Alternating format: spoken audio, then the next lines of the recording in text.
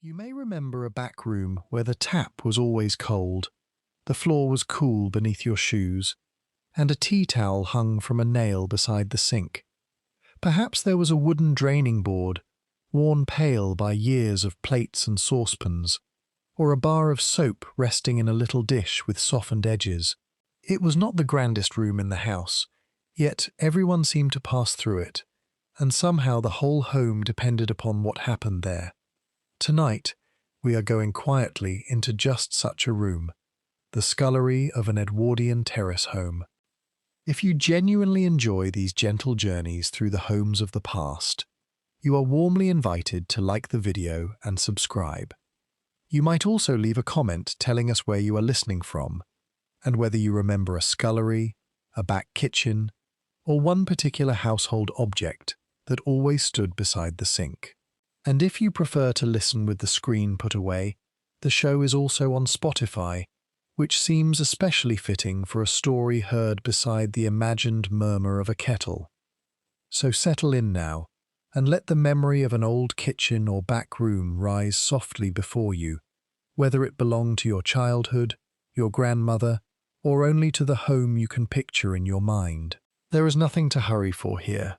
What did the scullery look like before the household stirred in the morning?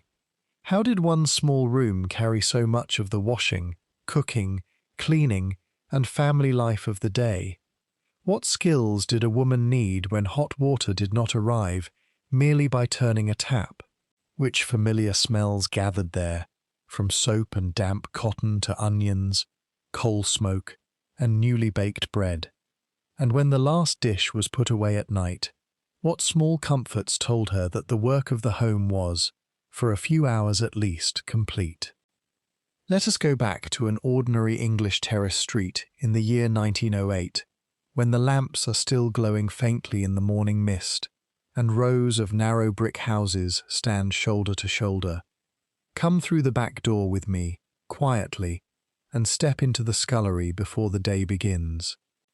At first, the room is almost entirely shadow. A pale oblong of early light shows at the small window, where the glass is blurred by condensation, and perhaps by the faint residue of smoke from the town outside. Beyond it lies a compact yard enclosed by brick walls. There is a coal place, an outdoor privy, a line stretched between hooks, and a gate leading into the entry shared by the backs of the houses. Nothing in the yard is decorative, although a pot of mint may stand near the wall and a few determined geraniums may appear in summer. Every inch has a purpose. Inside, the scullery is narrow enough that a person soon learns the shortest path between sink, table, copper, shelf, and door. Its exact arrangement differs from town to town and house to house. In one terrace, it may be a shallow lean-to added behind the kitchen. In another, it forms part of the original plan, a small service room built beneath a sloping roof. Some families call it the back kitchen, and others simply call it the washhouse. The word matters less than the work. This is where water is fetched or drawn, vegetables are scrubbed, pans are scoured, clothes are soaked, boots are cleaned, and the less elegant parts of cooking are kept away from the room in which the family eats and lives. The floor may be laid with hard brick, quarry tile, or flags, all chosen because they tolerate water better than timber. They are cold at this hour. If you were standing here in thin slippers, you would notice the chill rising straight through the soles. A rag mat near the kitchen door offers one small island of comfort, though it must not remain too close to splashes from the sink. There is a smell of damp stone, cold ashes, metal, soap, and yesterday's cooking. It is not unpleasant. It is the settled scent of a room that has been worked in for years. The sink is deep and white, or once was white. It may be glazed stoneware, the familiar rectangular shape later known to many as a Belfast sink, though names and patterns vary.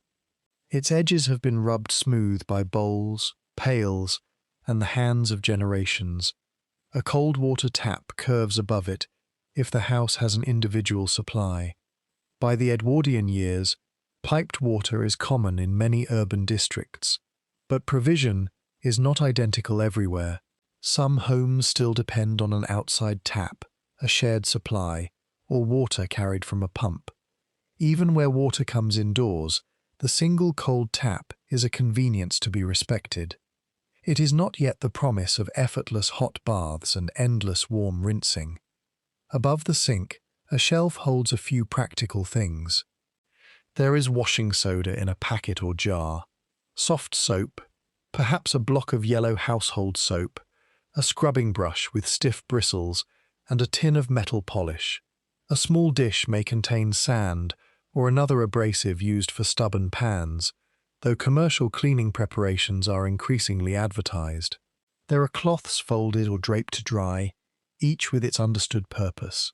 One is for dishes, another for tables, another for the floor, and one rather faded piece of fabric has descended through so many duties that no one would now care to remember what it was first intended to be.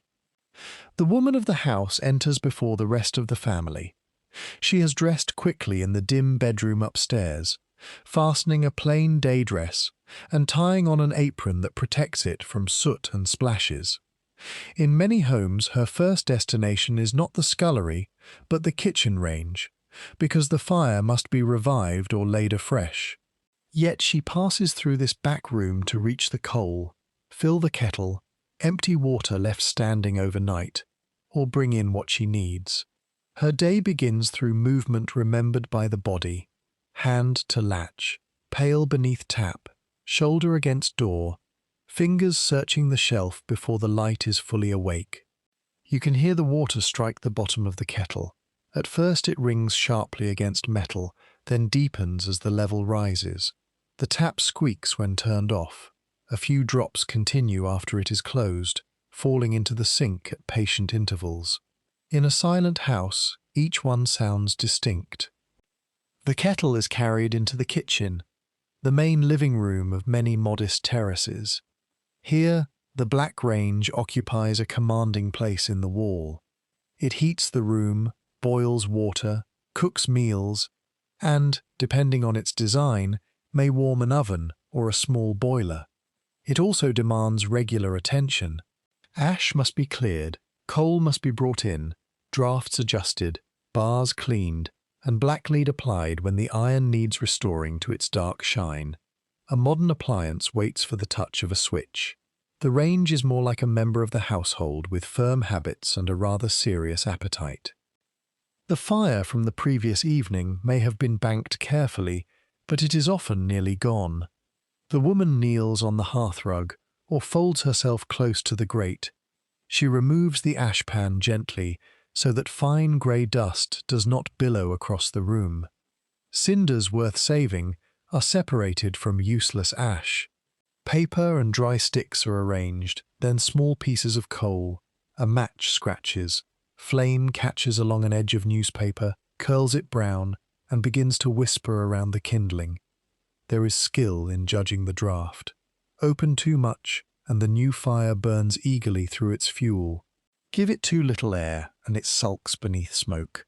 She knows by colour, sound, and the feel of heat against her hand. She may hold a sheet of newspaper across the front for a moment to encourage the pull up the chimney, watching carefully so that it does not catch. Soon a low red glow appears beneath the black coal, and the range begins its slow morning transformation from cold iron to useful warmth. Back in the scullery, she fills another vessel with water. Some is needed for washing faces, some for porridge or tea, some for the first dishes of the day. Warm water is precious because it requires fuel and time. It is used thoughtfully, often in an order that makes the most of every kettleful. Cleanest tasks come first. Water may serve for washing crockery, then for wiping a table or tackling something dirtier. Nothing is wasted merely because another hot stream can be summoned in seconds. If you remember a kettle always sitting near a fire, you may recognize the quiet calculation. Is it full enough? Will there be tea for everyone? Can the remainder be poured into a basin upstairs? Is the fire hot enough to boil it before a child must leave for school or a husband for work? These questions are not written down. They live inside the routine. The household is beginning to stir. Floorboards sound overhead. A child's foot crosses the landing, then pauses. A bedstead gives a small metal creak. Someone coughs behind a closed door. The house is narrow, and its sounds travel easily from room to room. Privacy is more a matter of courtesy than of thick walls.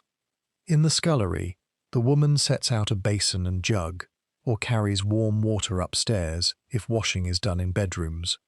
Many family members wash at a stand using a basin rather than taking a full bath each morning. A more thorough bath may be a weekly event, arranged in a portable tub before the fire, or at public baths where those are available. The scullery may be involved in every stage: water heated, pails filled, towels rinsed, the tub emptied afterward. The simple act of bathing can become a small domestic campaign, requiring strategy, strength, and firm decisions about whose turn comes next. This morning, however, there are faces and hands to wash, hair to smooth, collars to inspect, boots to find, and breakfast to make. Oatmeal porridge may be simmering, or bread is cut from a loaf and spread with dripping, margarine, butter where affordable, or preserves made in summer. Tea is brewed strong enough to colour several cups.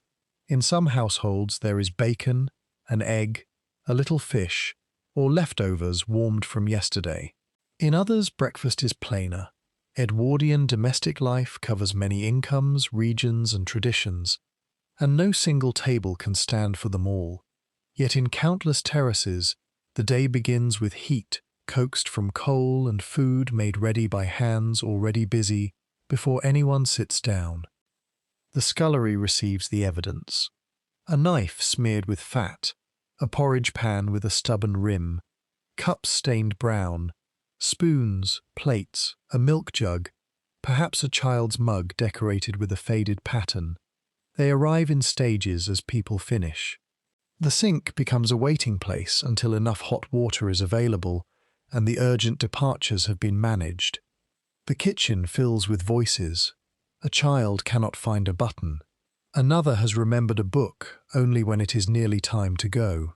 The man of the house checks the clock, folds a newspaper if there has been time to glance at it, and reaches for his coat. His work may be in a factory, workshop, railway yard, building trade, shop, office, or one of the many occupations that sustain the town. His boots leave a faint trace of yard damp on the floor. The woman sees it and does not interrupt the morning to say so. The floor will have its turn. There is often affection hidden inside practical sentences. Take your scarf. Eat that last piece. Mind the puddle by the gate. Come straight home. These are small phrases, repeated so often that they might seem ordinary, which is precisely why they belong to a home. One by one, the outer doors open and close. Steps recede along the pavement. School children gather with others from neighbouring houses, their voices briefly bright in the street. A cart passes, iron rims and hooves sounding over stone. Somewhere, a factory whistle marks the hour. The terrace settles after the rush, though it never becomes entirely quiet. Now the scullery day begins in earnest. The breakfast things are gathered. A bowl is placed in the sink to protect crockery from the hard surface, if the household owns such a bowl, and warm water is poured in.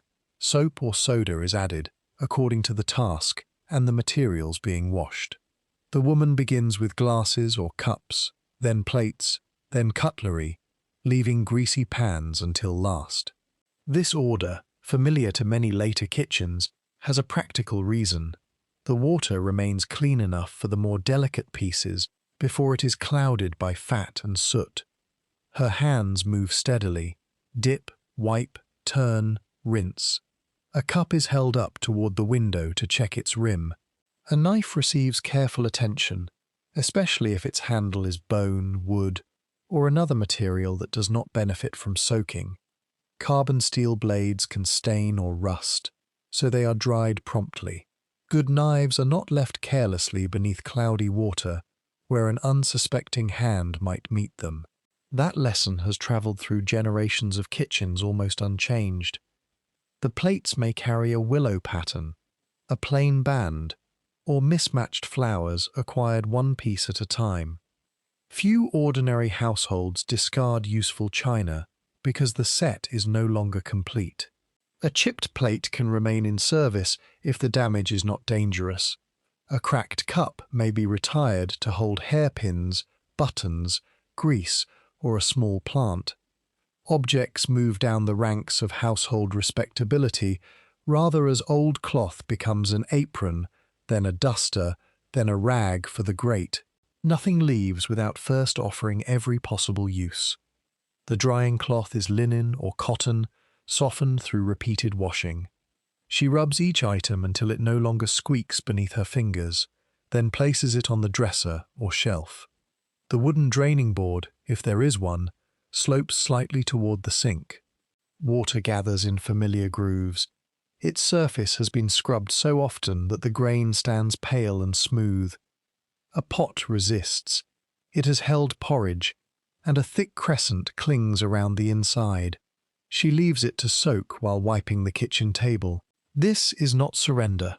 It is experience. Time and water may do what angry scraping only makes more tiresome. A good housekeeper knows when to work and when to let the soap work on her behalf. You may let your eyes close here if they have begun to feel heavy. The room is easy to keep in mind without looking. The muted clink of cups, the soft sweep of cloth over wood, the kettle beginning to tremble on the range. Follow those little sounds and let the scullery arrange itself around you. After the dishes, the floor is addressed. Crumbs are swept from the kitchen, dust gathered from corners, and the damp mark from the morning boots is wiped away. Floors vary. The front room may have boards partly covered by carpet or a rug, while the kitchen and scullery are kept more plainly. A broom, hand brush, dustpan, scrubbing brush, bucket, and floor cloth are indispensable tools. Carpet sweepers exist and are used in some homes. Vacuum cleaners are still rare, expensive, and far from the ordinary electric machine of later decades. Most dust is removed by sweeping, beating, brushing, wiping, and sheer persistence. The woman opens the back door for air. Cold enters along the floor, carrying the scent of wet brick and coal smoke. It is a town smell, woven from hundreds of chimneys. Washing hangs in a neighbouring yard, though the sun has barely made a decision about appearing. A woman next door shakes a mat, holding it away from her skirt. They exchange a greeting over the wall. Terrace life offers closeness whether one seeks it or not. Neighbours hear doors, babies, arguments, laughter, chopping, coughing, and the vigorous use of a carpet beater. They may lend a cup of sugar, a flat iron, a little tea, a remedy, or a hand with a child. They also notice when curtains remain closed unusually late. The back entry functions as a narrow social world, carrying tradespeople, children, gossip, pails, prams, and the occasional determined cat. The scullery door is the informal threshold of this world. Close friends and neighbours may come to the back rather than the front. A knock there is answered with apron still on and sleeves rolled. The front door, with its step whitened or scrubbed, its knocker polished, and perhaps a narrow hall behind it, belongs more to ceremony. The back door belongs to life as it is actually being lived. Milk may arrive early, delivered by a milkman with a cart. In many places it is measured into the household's jug, rather than left in the familiar sealed bottle that later generations remember. Practices are changing, and bottles are becoming more common in the early 20th century, especially as concern grows around cleanliness and safe distribution, but the older method has not vanished. Bread may come from a baker's cart, groceries from a local shop, and other goods from regular callers whose cries or knocks are recognized before the door opens. The woman receives what is needed and watches the quantity. Milk must be kept as cool as the house allows. Without an electric refrigerator, food storage depends on larders, safes, cool shelves, covered dishes, careful purchasing, and knowledge of how long each item will keep. A ventilated meat safe with perforated zinc panels may stand in the scullery or pantry, keeping flies away while allowing air to circulate. Stone shelves remain cool. Milk can be stood in water in warm weather. Leftovers are covered and used promptly. The household timetable follows the natural limits of food. This is one reason the scullery smells different through the day. In the early morning it holds cold water and ashes. Later there may be peeled potatoes, damp earth, cabbage leaves, fish paper, flour, yeast, jam, or a pudding cloth. The room is part washing station, part preparation area, part storeroom, and part passage. It is never only one thing for long. Before dinner preparation begins, there are beds to make upstairs. The woman carries a jug or pail, collects slops from bedroom basins, and opens windows to air the rooms. Chamber pots are emptied and cleaned with matter-of-fact care. In houses without an indoor lavatory, the privy stands across the yard, and night arrangements must account for darkness, weather, age, and young children. This is spoken of quietly in polite company, but the scullery knows all about it. Domestic rooms have never been embarrassed by necessity. She strips back sheets to air them and smooths blankets over the bed. Mattresses may be filled with flock, wool, horsehair, or feathers according to means. They need turning and shaking. Bedsteads collect dust along rails and joints. A chamber is swept, the washstand wiped, clothing folded, and small possessions returned to order. She works from room to room, hearing the range below through the floor and judging its progress almost without thought. Once downstairs again, she checks the fire. The kettle is refilled. Coal is not thrown on carelessly. Too much can smother the heat needed for cooking. The oven must reach the right temperature, and there is no neat illuminated display to announce it. She tests by experience, perhaps holding a hand near the opening, observing how quickly flour browns, or using another familiar method learned from an older woman. Every range has its own temperament. One side may be hotter. One corner of the oven may catch pastry before the center is ready. Recipes assume not only ingredients but a cook who understands fire. The midday meal, often called dinner in working households, may need to be ready when family members return, if their workplace or school is near enough. In other homes, food is carried out in a tin or basket, and the principal family meal comes later. Our terrace is within walking distance of both school and work, so the kitchen will fill again around noon. The woman brings potatoes into the scullery. They have been stored in a sack or cool, dark place, dusted with earth. She tips several into the sink or a bowl and runs cold water over them. The smell is clean and mineral, like a garden after rain. Her brush moves over each skin. If they are to be peeled, she pares thinly, avoiding waste. Thick peelings would mean throwing away food that could have remained in the pan. Carrots, onions, turnips, cabbage, leeks, peas, beans, or whatever is seasonal pass through the same small room. Fresh produce is shaped by the time of year and by the household purse. An urban family may buy from a greengrocer, street market, or barrow, while some cultivate an allotment or receive produce from relatives. Cabbage is cheap, filling, and familiar. Its cooking scent travels through the house with remarkable confidence. Even the most devoted historian need not pretend that boiled cabbage was shy. The scraps are sorted. Suitable peelings may go to hens if the household keeps any, to a pig in areas where that is possible, or into a pail collected for another purpose. Bones can flavour stock, dripping is saved. Bread is never casually wasted. Stale pieces become toast, breadcrumbs, bread pudding, thickening, or food for birds. Tea leaves may be used in sweeping to help keep dust down, then discarded. Economy is not a fashionable project. It is ordinary household intelligence. A joint of meat is not necessarily served every day, particularly in a family with a modest income. When there is meat, it is planned across more than one meal.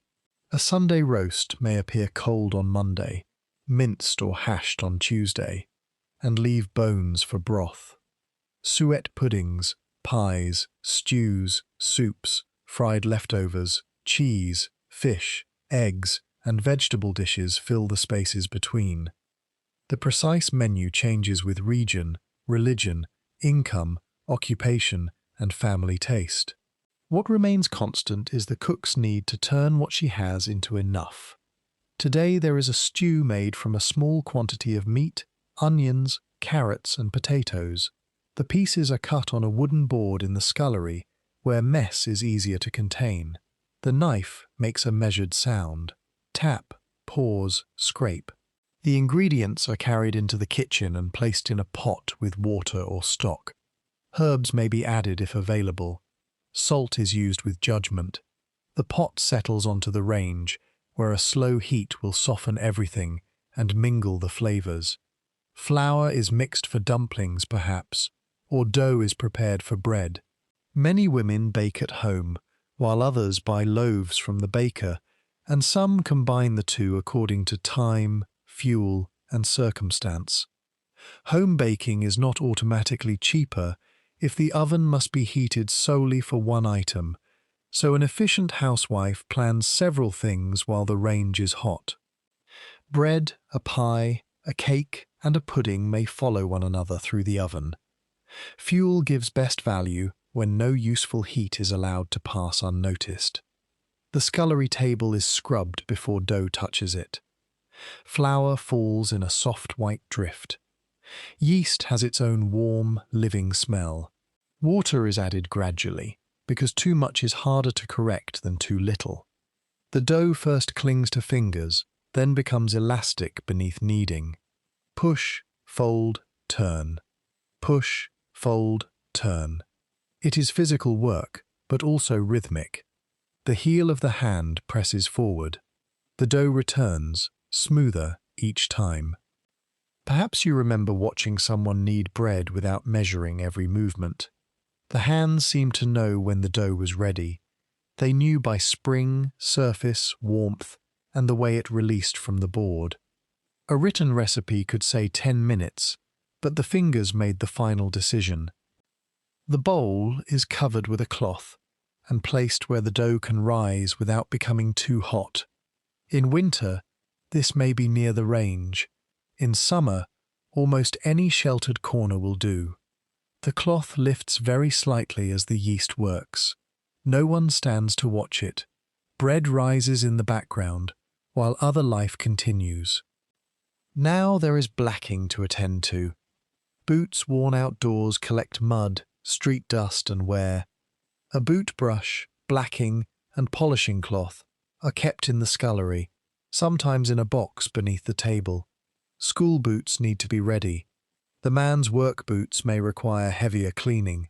The woman scrapes away dried dirt, applies polish, and brushes until the leather gains a respectable finish. Children may help when old enough, though the quality of their first efforts can vary generously. A small boy assigned to polish his own boots may discover that blacking travels farther than expected. It reaches his fingers, cuff, cheek, and somehow the door. The boots themselves remain only partly convinced. His mother looks at the result, suppresses a smile, and shows him again, not too much polish, let it settle, use the brush briskly, and mind the clean apron hanging nearby. Domestic skill is taught through repetition, not delivered complete with age. Girls are especially likely to be trained in household tasks, reflecting the expectations of the time, although boys also run errands, carry coal, chop sticks, clean boots, and assist in practical ways. A daughter may stand on a low stool at the sink, learning to wash cups without knocking them against the stoneware. She learns to rinse soap from a cloth, wipe beneath the rim of a pan, and place handles inward so that nothing catches a sleeve. At first, her mother watches every movement. Later, the task becomes hers. Knowledge passes through ordinary phrases. Use the cooler water first. Do not put bone handles to soak. Keep soda away from aluminium. When aluminium utensils begin to appear. Dry the knives. Rinse the milk jug well. Scald that cloth. Leave the brush bristles upward. Open the window when the copper steams. These instructions are a domestic education built day by day. Some girls receive formal lessons in cookery, laundry, or domestic economy at school, as educational authorities increasingly include such subjects. Manuals explain ideal methods, sanitary principles, household accounts, and suitable meals. Middle-class writers often describe an orderly division of work that is easier to print than to maintain in a crowded family home. The woman in the terrace may know some of these recommendations. She also knows what can actually be accomplished before dinner, with a toddler underfoot, a baby waking, 2 pence less than expected, and rain beginning over the wash line. This is where written instruction meets lived expertise. A manual may recommend a separate brush for every task. The household may own 3 brushes and remember exactly where each has been. A model timetable may allot half an hour to cleaning the scullery. Real life sends a neighbor to the door, boils a pan over, or tears a child's stocking. The schedule bends. The work still gets done. The baby, if there is one in the family, spends part of the morning in a cradle, cot, or pram, placed where the mother can hear. The sound of a fretful cry changes her pace immediately. She wipes her hands, lifts the child, and returns with the small, warm weight settled against her shoulder. A mother often works one-handed for a while, though no domestic guide recommends this as the most efficient arrangement. The scullery can be a place of childhood fascination. There are forbidden tins, shining ladles, brushes, pegs, bubbles, dripping taps, and the deep sink that seems almost the size of a bath. A toddler is drawn toward the coal pail with the solemn curiosity of an explorer. The mother redirects this expedition with a wooden spoon and an empty saucepan. The resulting music is not subtle, but it allows potatoes to be peeled. By late morning, the stew is murmuring. Steam gathers on the kitchen window. The bread has risen and must be shaped. The woman presses the dough down, divides it, places it in greased tins or forms loaves. A little may become rolls or a small bun for a child. Nothing elaborate is needed to make that extra piece feel special. The oven door opens, releasing a wave of dry heat and coal-scented air. She slides the tins into place. The fire is adjusted. From this moment she keeps an inner clock, checking without fuss while setting the table, stirring the stew, rinsing the board, and preparing a pudding. The nose helps. Bread announces itself before it can be seen, filling the kitchen and scullery with a smell at once toasted, warm, and faintly sweet. Outside, the town continues. A handcart rattles through the street. A caller offers goods. Somewhere nearby, metal strikes metal in a workshop. Laundry flaps over a wall. The small back window frames only a narrow piece of sky, but its light tells the woman how the weather is changing. If your thoughts have started wandering, they may wander gently here. There is no need to keep hold of every saucepan or every hour. Let the warm bread scent remain, and let the rest of the room soften around it. Near noon, the schoolchildren return, if local arrangements allow. They come through the door with cold hands, untidy hair, and news that must be told at once. A child reports who was kept behind, who brought a new pencil, and what happened to a ball in the playground. The mother hears the important part, while ladling stew into bowls. The man may return too, his coat carrying the outdoor air and the particular smell of his work. If he cannot come home, his meal has been packed earlier in a tin, wrapped securely, or arranged according to workplace custom. In some industrial districts, food containers are sent to communal ovens or reheated by other means. Household rhythms adapt to labor rhythms. At the table, the family meal is plain and welcome. Steam rises from bowls.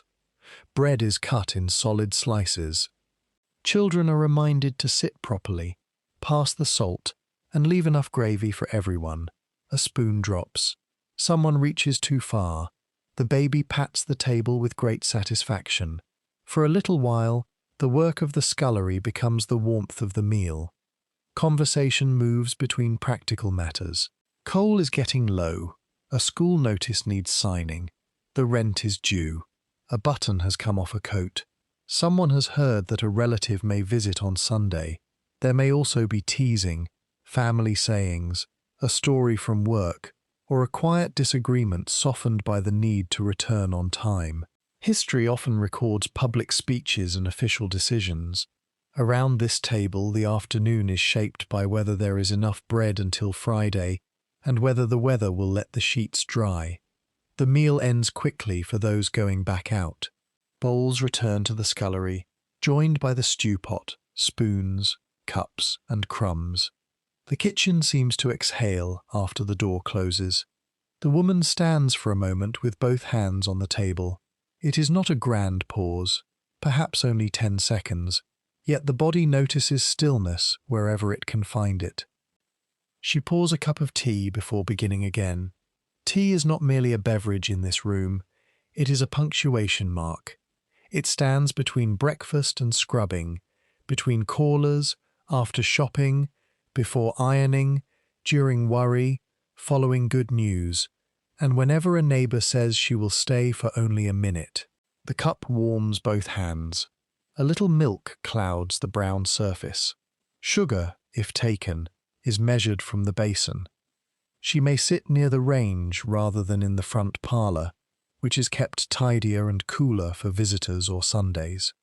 The kitchen is the heart of everyday life, because the fire is here. The chair has a familiar dip in its seat. On the wall, a clock ticks with enough authority to prevent the pause from becoming too long. Then the dishes are washed, the table cleared, and the afternoon work begins. On an ordinary day, there may be sewing. A basket holds stockings with holes at heel or toe, shirts needing buttons, pinafores with torn seams, and cuffs worn thin. Ready-made clothing is increasingly available, but garments remain valuable and are repaired repeatedly. The woman chooses thread, finds her thimble, and sits where the light is best. If weather permits, she may work near the scullery door, receiving more daylight than the deeper kitchen provides. A wooden darning mushroom, egg, or rounded object is slipped inside a stocking. The hole is stretched gently over it. She weaves thread across the gap, first in one direction, then the other, building new fabric where the old has worn away. The repair need not be invisible inside a boot, but it must be smooth enough not to rub. Her needle moves in a quiet grid. A daughter watches. She may be asked to thread a needle, sort buttons, or practice on an older garment. The button tin is opened, and there is a small household history inside it. Bone buttons, shell buttons, metal hooks, black buttons from mourning clothes, pearl-like shirt buttons, odd fasteners, and several that fit nothing currently owned. They are kept because one day an exact size will be needed. Every button tin appears to contain at least one object no one can identify, and no one is willing to throw away. Clothes are altered for growing children and passed down between siblings or relatives. A hem is let out. A sleeve is turned. A worn adult skirt may provide useful fabric for a child's garment. Aprons are patched. Sheets worn thin in the middle can be cut and joined so that stronger outer portions form the centre, a process often called sides to middle. Later, when even that repair has served its time, the cloth becomes smaller household pieces. The sewing basket smells faintly of cloth, dust, and perhaps lavender kept among linens. Scissors lie heavy in the hand. Pins may be stored in a cushion or paper. Good light matters, especially in winter when daylight fades early and artificial lighting strains the eyes. Gas lighting is common in many urban homes, while others use oil lamps or candles. Electric light exists but is not yet universal in ordinary terraces. A woman plans close work around the available light when she can. The front parlour waits beyond the kitchen, quieter and more formal. It may contain the family's best furniture, framed photographs, ornaments, a table with a cloth, artificial flowers, a Bible, albums, and treasured objects that have no place in the wet scullery. Its curtains are kept respectable. Its grate is not always lit because coal costs money. Children may be warned not to enter with muddy boots or sticky fingers, warnings that seem to increase the room's mystery. Yet even the parlour depends upon the scullery. Its ornaments must be washed or dusted. Its curtains are laundered. Its brass is polished, carpet beaten, hearth cleaned, and tea things prepared when visitors come. Respectability is displayed in the front room, but much of its shine begins at the back sink. The afternoon brings errands. The woman puts on a coat or shawl, takes a basket, and leaves a child with a neighbour or brings the younger ones along. Before going, she checks the fire and moves anything likely to boil over. The back door is fastened. The scullery waits with a basin soaking and a cloth drying on the line. The nearest shops may be only a few streets away. Edwardian urban neighbourhoods often have a dense network of small retailers. Grocer, butcher, baker, greengrocer, fishmonger, dairy, oil shop, pawn shop, and draper. Goods are weighed, wrapped in paper, poured into jars, or cut to order. Branded packaged foods are becoming increasingly familiar, but loose goods remain common. The grocer's shop carries a mingled scent of tea, coffee, spice, soap, cheese, and wooden drawers. Household shopping requires arithmetic. The woman knows the money available until payday, the amounts owed, the cost of coal, rent, food, boots, school needs, and club payments. She may keep an account book, rely on memory, or use a purse divided mentally into firm portions. A small saving on one item can become yeast, a candle, or a little fruit. A careless purchase can echo through several meals. Credit may be extended by a local shopkeeper who knows the family, though debt is approached with caution. Cooperative societies are important in many towns, allowing members to receive a dividend on purchases. Women plan around the quarterly dividend, using it for clothing, household goods, or a bill. Provident checks and clubs also help spread costs. The financial management of a modest household is detailed, continuous work, even when no wage is paid for doing it. At the butcher, she may ask for a particular cut suited to slow cooking, bones for broth, a little suet, or meat trimmed in a useful way. She understands that tenderness can be created by time. At the greengrocer, she looks for freshness and value. At the grocer, she buys tea, sugar, flour, salt, soap, soda, starch, glue, candles, matches, or paraffin according to need. The basket grows heavier. A child accompanying her is entrusted with a small parcel and warned not to swing it. This warning is obeyed for perhaps half a street.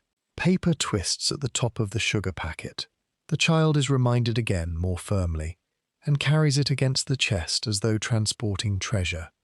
On the way home, the woman pauses to speak with someone she knows. News moves along the pavement and across shop counters. A birth, an engagement, a new tenant, a bout of illness, a job opening, a bargain in blankets, or the time of a church social may all be shared. For women whose work keeps them close to home, errands provide companionship as well as supplies. When she returns, the scullery receives the shopping. Parcels are opened on the table. Flour goes into a bin or jar. Tea is placed somewhere dry and secure. Sugar is covered. Meat is transferred from paper to a plate in the cool larder. Soap joins the shelf. The wrapping paper is smoothed and saved if clean enough. String is wound into a little ball. A sturdy paper bag is folded for another use. The range needs more coal. The woman steps into the yard with a scuttle. Coal dust settles along the floor of the store and catches in the creases of her fingers. She chooses pieces of suitable size, not merely filling the scuttle blindly. Back indoors, she wipes the handle and tends the fire. A trail of black specks has appeared on the scullery tiles. The broom waits nearby because coal is generous in sharing itself. A knock sounds at the back door. It is the neighbour with a borrowed flat iron, now returned. She stays to ask about the bread, then admires the rise of the loaves and mentions that her own yeast was slow yesterday. The two women talk beside the sink. One leans lightly against the doorpost. The other continues peeling apples. Their conversation moves without announcement from children to prices, from a cousin's wedding to a stain that will not come out of a tablecloth. Advice is exchanged in practical form. Try cold water first. Rub salt on it. Leave it in the sun. Do not use hot water on that sort of mark. The accumulated science of the neighbourhood passes over the scullery threshold, carried in aprons rather than laboratory coats. Not every remedy is equally sound by modern standards, and household manuals contain mixtures we would now treat with caution. Strong soda, bleach, ammonia, turpentine, paraffin, oxalic preparations, and other substances may be used for cleaning, stain removal, or pest control. Women learn to handle them carefully, though warning labels and safety standards are not what they will later become. Historical affection need not pretend that every old method was harmless. The calm truth is that domestic work requires judgment, then as now. The neighbour leaves with a final reminder about tomorrow's weather. The woman closes the door, and the scullery returns to its smaller sounds. A fly taps at the window. The clock in the kitchen marks the half hour. Apples fall into a bowl of water with gentle splashes. She is making a pie from fruit that needs using. The apples are peeled in a continuous curling strip when the knife is sharp and the hand practiced. Brown spots are cut away. The good flesh is sliced with sugar and perhaps spice. The cores are saved if there is use for them, or discarded with the scraps. Pastry demands cool hands and a light touch. Fat is rubbed into flour until the mixture resembles fine crumbs. Water is added sparingly. Overworking makes it tough, and the cook knows this without discussing proteins or chemistry. She judges texture between finger and thumb. The rolling pin moves over the board. A little flour dusts her apron.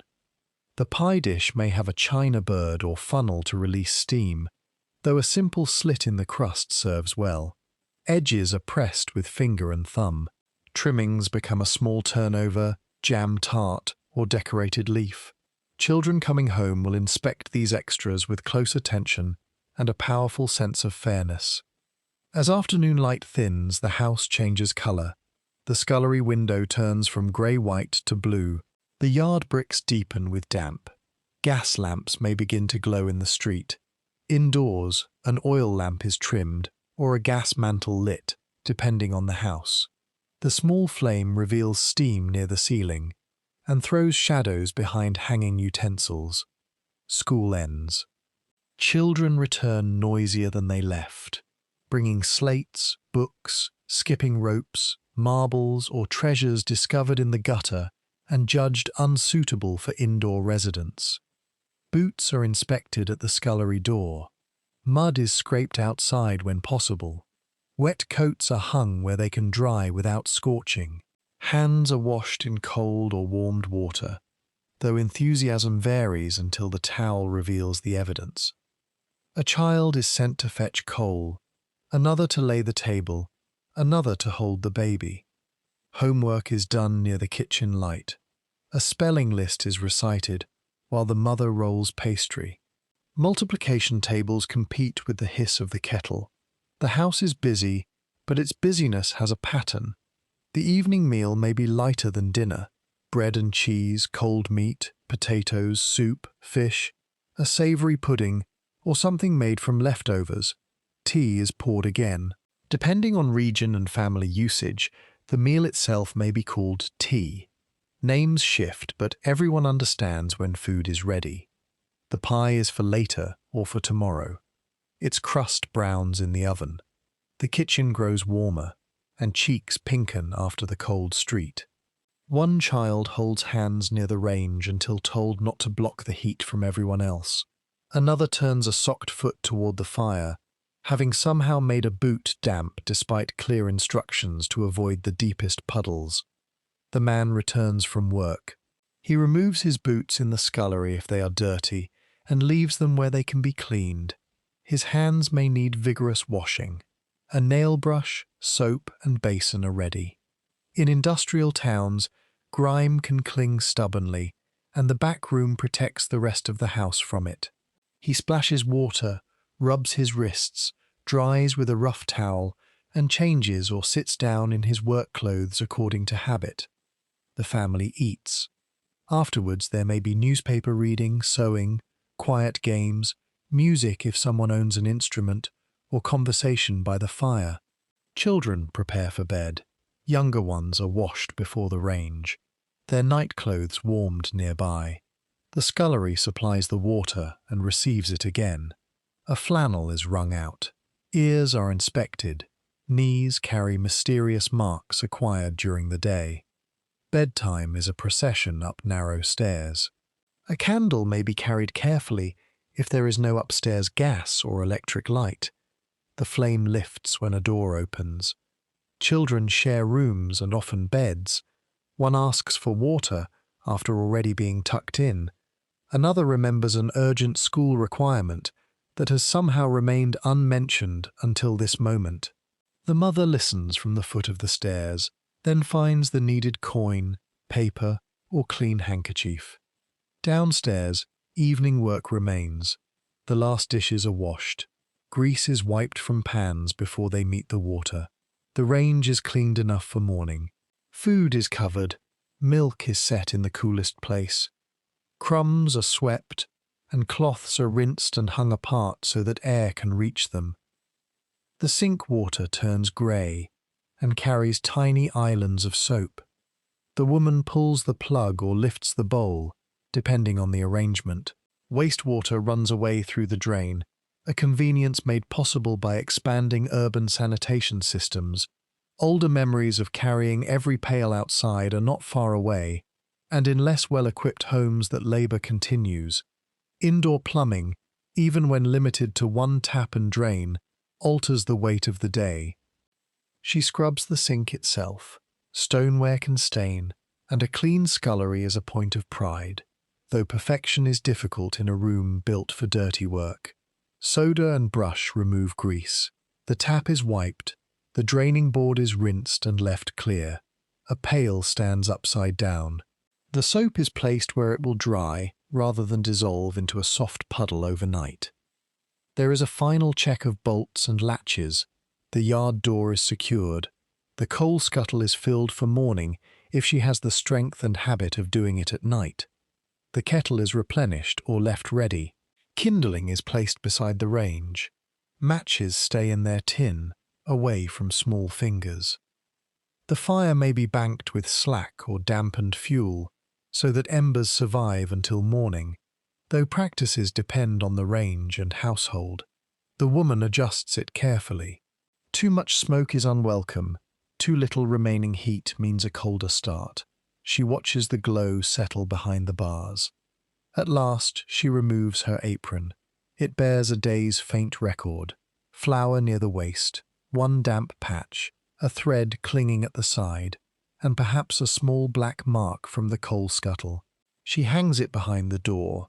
The gesture marks a boundary, even if another task will call before bedtime. A cup of tea may be shared with her husband when the children are quiet. They sit close to the range because the front room is unheated. The clock sounds larger now. He reads a piece from the newspaper, or they discuss tomorrow's needs. There is rent, washing, a visit, a repair, the weather. There may be a few minutes of companionable silence. In the scullery, water releases one final drop from the tap. The cloths hang still. The room, so busy through daylight, is resting. And you may rest a little more deeply now as well.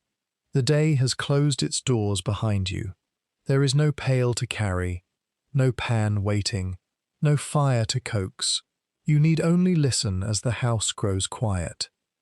Yet to understand the Edwardian scullery fully, one day is not quite enough. Its character changes through the week. Monday is unlike Saturday, and no difference is greater than Washday. In many households, Monday is the traditional day for the family wash, though local practice and circumstance vary. Sunday clothing has been worn, the week begins afresh, and there is time, in theory, for everything to dry and be ironed before the next Sunday. In reality, weather, babies, sickness, employment, and sheer quantity may move the wash to another day. Still, the phrase Blue Monday carries the memory of steam, soap, and labour. Preparation starts before dawn or even the night before. Clothes are sorted. White cottons and linens are separated from coloured garments, woolens, flannels, and pieces likely to run. Stains are identified. Collars and cuffs are rubbed with soap. Some items soak in cold or lukewarm water. The copper must be cleaned and filled. The copper is a central feature of many sculleries and washhouses. It is a large built-in vessel, traditionally of copper, though sometimes made of galvanized iron or another metal, set into brickwork with a fire beneath. Water is heated inside for washing. A lid helps retain warmth. Beneath it, a small firebox requires sticks, coal, and attention. The woman fills the copper one bucket at a time if there is no tap directly above it. Even with an indoor tap, the carrying distance from sink to copper is repeated until the vessel holds enough. Water is heavy. The first pail feels manageable. The later ones announce themselves in shoulders and arms. She avoids slopping it onto the floor, because the scullery will be wet enough before the day is over. Kindling is laid below. The fire catches. Soon the metal begins to tick softly as it warms. Tiny bubbles form against the sides of the water. Steam curls from beneath the lid and clouds the window. The room that was cold at dawn becomes close and damp. Laundry soap is shaved or rubbed directly onto fabric. Washing soda softens water and helps loosen grease, but it is strong on hands and must be measured with care. White items may be boiled, a practice suited to durable cotton or linen rather than every fabric. Clothes are stirred or lifted with a wooden copper stick or laundry tongs. The woman keeps her face away from the steam when she opens the lid. The smell of Washday is unmistakable. Hot, wet cotton, soap, soda, fire, and damp brick mingle in the air. If you knew an old washhouse, perhaps some trace of it remains in memory. Not a perfume exactly, yet clean and homely, with a little coal smoke folded through it. Beside the copper stands a wash tub, often galvanized metal, wood, or earthenware depending. Edwardian scullery is not claimed as every scullery. It is a grounded gathering of common features. The sink, cold tap, copper, hard floor, shelves, pails, brushes, coal, soap, preparation table, yard door, and constant traffic of domestic work. Another home may have less. Another may have a pantry attached, a gas boiler, a pump outside, or no separate scullery at all. In northern towns, the term back kitchen may be more familiar. In some cottages, washing happens in an outhouse. In Welsh, Scottish, Irish, and English communities, housing forms and household traditions vary. Urban terraces differ from rural cottages, tenements, suburban villas, and model dwellings. Family income changes everything from diet to floor covering. Still, the underlying movements are recognizable. Water must be brought to what needs cleaning, heat must be made, food must be kept safe, cloth must be washed and repaired, children must be fed, taught, comforted, and sent out respectably. Visitors must be offered a cup. Tomorrow must be prepared before today ends. This knowledge lives in the arrangement of tools. The brush is hung where a wet hand can reach it. The pail stands beneath the tap. Knives are kept away from soaking water. Soap rests where it can drain. Coal is close enough to carry but separated from food. Clean cloths are higher than dirty ones. The room is a map of repeated action.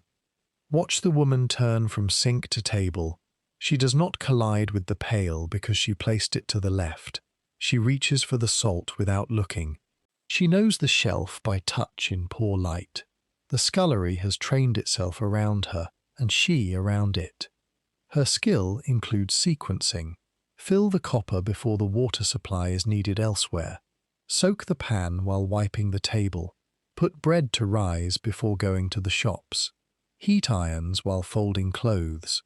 Cook several dishes on one fire. Carry something upstairs whenever going there. Bring something down on return. It includes maintenance.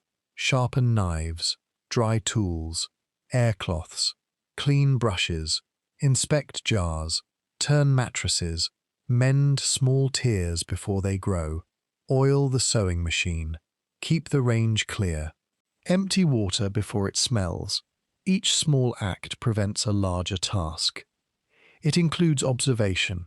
Milk beginning to turn can become a pudding or be used in baking if still suitable. Dough needs more warmth. A child is unusually quiet. A stain must remain cold. The sky gives 10 minutes before rain. The fire is drawing poorly. The potatoes will not last until the end of the week. It includes memory. Who dislikes onions? Which neighbour owns the larger preserving pan? When the rent collector comes? How much coal remains? Where the birth certificate is kept? Which shirt belongs to which boy? And whose cup has the tiny crack beneath the handle? The household runs partly on an unwritten archive held by one person. This does not mean the home is always serene. There are rushed mornings, burnt pans, cross words, broken cups, and meals that do not turn out as intended. A range can smoke, a line can fall. Children can quarrel with inventive stamina. Warm remembrance need not polish the past until it becomes unreal. The affection lies in recognizing how people recover. The burnt edge is trimmed.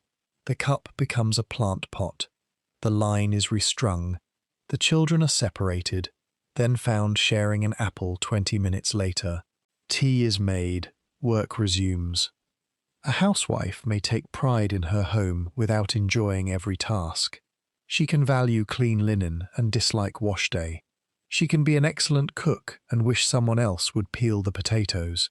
She can love her family and long for 10 quiet minutes. Human nature does not become simpler in an old photograph. Those 10 minutes may come at the back door in late afternoon. The baby sleeps. Older children are out. A kettle has not yet boiled. She stands looking into the yard, where sunlight rests on the upper bricks. A neighbour's sheet lifts and settles. Somewhere a piano is being practiced, the same phrase repeated imperfectly. She has a cup beside her. The handle is warm. The scullery is untidy by formal standards. But every object belongs to work in progress. Beans wait in a bowl. A shirt soaks. Jam jars dry. A loaf cools beneath a cloth. The room is alive with unfinished usefulness. She takes one sip. The piano begins the phrase again. This time the final note is right. Perhaps she smiles. Then the kettle lid rattles, and the afternoon continues. You can stay in that pause for a little while. Let the tasks wait at their gentle distance. The sunlight is warm on old brick, the tea is still hot, and the house knows how to carry on without being hurried. As evening returns to the terrace, lamps appear one by one behind curtains. From the street, the houses look similar, each narrow frontage lit by a soft square. Behind every square is a different supper, a different worry, a different family joke, and somewhere at the back, a sink with the day gathered around it. The woman rinses vegetables beneath the tap. Water shines briefly on their skins. The knife meets the board. The range glows. A child reads aloud from a school book, stumbling over a long word and beginning again. The man mends a loose chair rung, or folds his newspaper. Steam rises and disappears near the ceiling. Plates are warmed. A cloth is spread. The family comes to the table. Later, the dishes return in a stack. The woman might wash them alone, or a daughter dries while they talk. It is easier to say certain things side by side than face to face. The daughter mentions a difficulty at work, a friend, perhaps a young man. Her mother keeps her eyes on the cup in the water and asks one careful question. The conversation pauses while a pan is scrubbed. Then the daughter continues. The scullery hears confidences among the ordinary clatter. Advice is offered without ceremony. Sometimes it is accepted. Sometimes the daughter says very little and thinks about it later. The final plate is dried and placed away. In another home, sisters laugh at the sink, splashing more water than the task requires. In another, a neighbor brings news. In another, an elderly mother sits nearby, telling a story everyone has heard before but no one interrupts. The back room holds voices close. Its walls may be plain, painted in a washable color or lime-washed. Shelves are bracketed directly into brick. Nails support strainers, brushes, aprons, and jugs. A calendar from a shop hangs near the door. The year's pages curl in steam. A picture may be pinned up. A royal portrait, landscape, religious image, advertisement, or postcard. Decoration enters even the most practical space where there is room. A patterned curtain at the window softens the bricks beyond. A pot plant leans toward light. The woman cleans around these personal things. She wipes the calendar without wetting it. She turns the plant. She straightens the postcard. A room built for labor becomes home through tiny choices. The yard step receives similar care. It may be scrubbed or whitened at the edge. The doorstep facing the street is especially important to outward appearance, but the back step matters to the people who cross it dozens of times. In fine weather, someone sits there to peel peas or mend. A basin of peas is tipped onto an apron. Pods split beneath a thumb, revealing neat green rows. Peas strike the bowl with soft taps. Children steal a few raw ones. Empty pods pile lightly at the side. Runner beans are sliced with a small knife or bean cutter. Apples are cored. Herbs are chopped. Pickling onions bring tears, leading everyone to suggest a different remedy. Hold bread in your mouth. Keep water nearby. Do not breathe through your nose. The onions remain unimpressed by household folklore. Food preparation creates companionship because hands can work while conversation moves. Women shell, peel, chop and stir together before celebrations or preserving days. Children listen to adult talk from the edge, apparently occupied and remembering far more than anyone suspects. Stories of earlier homes are told. A grandmother remembers carrying water from farther away. She recalls candles before gas, a cottage oven, a village pump, or a mother who made soap. To an Edwardian child, these are already old-fashioned tales. Every generation's modern kitchen stands beside someone else's remembered past. The Edwardian woman herself may look at a gas cooker with curiosity. The flame appears instantly, blue and controlled. There is less ash. Yet she wonders about cost, flavor, reliability, and whether the oven will bake bread as well. New technology is judged against embodied knowledge. not accepted merely because an advertisement calls it modern. A demonstration at a gas showroom or domestic class might show economical cooking. The instructor explains burners, oven shelves, and cleaning. Women examine the appliance, ask questions, and compare notes afterward. One is impressed. Another says, "Her range gives better heat." Both may be right for their circumstances. Hot water systems also improve gradually. Some homes acquire boilers connected to the range, supplying a tap or bath. Others install gas water heaters. Each improvement reduces carrying and waiting, though maintenance and fuel remain. The first time hot water comes from a tap, it can feel almost magical. Imagine the woman holding her hand beneath that stream after years of kettles. Warm water arrives without a pail crossing the room. She tests it twice. Then, being practical, she immediately considers how much gas or coal it uses. Indoor bathrooms become more common over the 20th century, but many terraces are converted only later, sometimes sacrificing a bedroom or extending at the back. The scullery may be altered, absorbed, demolished, or renamed. A cooker replaces the range. The copper becomes a boiler, then disappears. A washing machine occupies the corner. The old stone sink may remain for decades. Its taps change. A wooden draining board becomes enamel, then stainless steel or laminate. New cupboards cover bare walls. Electric light reaches every corner. The floor receives linoleum and later tiles. The room becomes a kitchen, utility room, or back lobby. The word scullery fades from common use in many households, though it survives in memory and in certain regions. People say back kitchen with affection. They remember the copper, the mangle, the cold tap, the smell of soap, and a grandmother's apron. Some old sculleries are now sought as charming features. Their brick floors are cleaned, sinks restored, shelves styled with pottery, and copper vessels displayed. It is pleasant to preserve them, provided the beauty does not hide the work they once contained. A deep sink filled with flowers is lovely. It once held Monday's sheets. Museums and preserved houses help visitors understand the scale. A copper looks larger in person. A flat iron surprises the hand with its weight. A posser is simple but tiring to use. A narrow room becomes narrower when a tub, mangle, drying rack, mother, and 3 children are imagined inside it. Oral histories bring back the sounds. Women remember mangles turning, irons hissing, taps dripping, and mothers calling from one room to another. They remember being sent for blue, soap, coal, or a pennyworth of something. They remember helping, avoiding help, and later realizing how much had been done around them.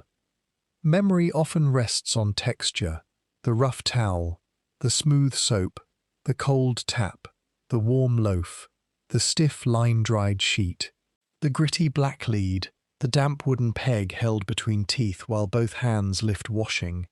It rests on smell, paraffin, starch, lavender, furniture polish, singed dust, floor soap, wet wool, apple peel, bread, tea, and the faint mineral scent of a stone sink. It rests on sound. The click of a latch, scrape of coal, knock of a brush against a boot, steady knife on board, spoon against basin, mangle handle turning, and rain beginning suddenly on a galvanized roof. It rests on light, morning grey through obscured glass, a gas mantle's pale glow, firelight moving across black iron, summer sun reaching a single bright square of floor, the little shine on rinsed china. These details matter because most life happens among them. Great events arrive occasionally. The sink is there every day. The woman's name may not appear in a public record beyond a line. Her occupation may be left blank or written simply as wife, while the man's paid trade is carefully entered. Yet her work can be seen indirectly in the household itself. Children clothed, meals made, rent managed, linen maintained, lodgers accommodated, illness nursed, celebrations prepared, and objects kept in use. We need not turn her into a flawless symbol. She is an individual with preferences, humour, fatigue, impatience, pride, friendships, and private thoughts. She may sing while washing or prefer silence. She may enjoy baking and dislike ironing. She may keep an immaculate shelf and a chaotic button tin. Perhaps she has a favourite cup hidden behind the others, the one with the comfortable handle. Perhaps she saves the corner piece of a cake for herself after everyone is served. Perhaps she opens the back door during rain because she likes the smell on brick. These are possibilities rather than recorded facts about one named woman, but they remind us that domestic history belongs to people, not only equipment. The copper did not decide when washing was clean. The hands did. Return for a moment to the year 1908. It is late on a Saturday afternoon. The family is preparing for Sunday, and the scullery is at its busiest. A tin bath has been brought into the kitchen or scullery, wherever space and warmth allow. Water heats in kettles, pans, and perhaps the copper. The first bath receives the cleanest and hottest mixture. More water is added between turns. Children wait wrapped in towels or night clothes, arguing softly about order. The youngest goes first, lifted into the warm water. Soap slips from small hands. The mother washes hair carefully, shielding eyes. The child objects to water near the face, as though this has never happened before. A towel waits near the range. Older children bathe with greater independence, but require reminders about necks, knees, and the area behind ears. Water is carried away in pails when finished. The bath is tipped only with help, because its weight and awkwardness demand respect. The scullery floor is wiped afterward. Hair is combed, ribbons are chosen, Sunday clothes are hung ready, stockings are inspected one last time, boots receive polish, the house smells of soap, warm skin, blacking, and supper. Meanwhile, bread is cut, a pudding prepared, and the Sunday joint seasoned if there is one. Vegetables are scrubbed but may be left whole until morning. Table linen is checked. The best apron hangs clean. The woman finally takes her own wash after the children are settled, perhaps with less hot water and no audience to applaud. She loosens her hair, scrubs her hands, and feels the weak steam leave her skin. The room is quiet except for the fire. She dries, puts on a clean nightdress or wrapper, and returns to finish the last preparations. Her apron is folded, the bath is propped to drain, the floor is cool again. Upstairs, children sleep in clean linen. Downstairs, polished boots stand in a row. The range holds a low red heart. The whole house is ready for morning. There is dignity in readiness, not perfection, readiness. The Edwardian scullery is full of things waiting for their next use. The kettle waits for water. The brush waits for boots. The copper waits for Monday. Jars wait for winter. Clean shirts wait for bodies.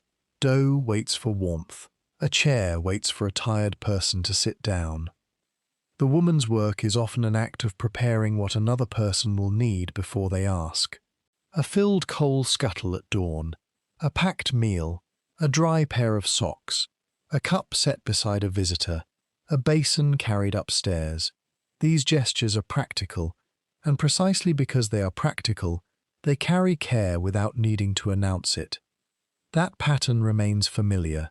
Even in homes far removed from Edwardian terraces, someone notices that milk is low, folds a towel, wipes a counter, charges a device for another person, leaves a light on, or puts the kettle ready for morning. The tools change. The quiet anticipation does not.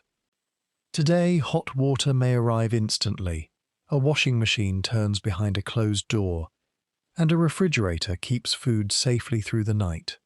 A modern kitchen can complete in minutes what once required coal, pails, steam, and careful timing. Yet there are evenings when the simple sound of dishes being washed still tells us that a day is coming to rest. There are tea towels softened by years, favourite mugs with familiar handles, recipes altered by one family and passed to another, and conversations that happen most easily while one person washes and the other dries. We still make homes through repetition. We clear a place at the table. We save the useful jar. We mend what is worth keeping. We prepare food for someone who will arrive tired. We stand for a moment beside a window with a warm drink, watching weather move over roofs. The old scullery has nearly vanished, but its instincts remain wherever ordinary work is done with attention, and wherever a small practical kindness makes a room feel safe. Now the Edwardian Terrace is quiet once more. The back door is bolted, the copper lid is closed, and one last glow rests behind the bars of the range, while clean cups wait upside down beside the sink. Thank you for spending this gentle time in the warm, hard-working rooms of the past. May you carry only the soft sounds with you now. Water settling in the kettle, a cloth stirring near the window, and the clock keeping watch over the sleeping house. Good night, and rest well. The scullery has finished for the day, and all is calm.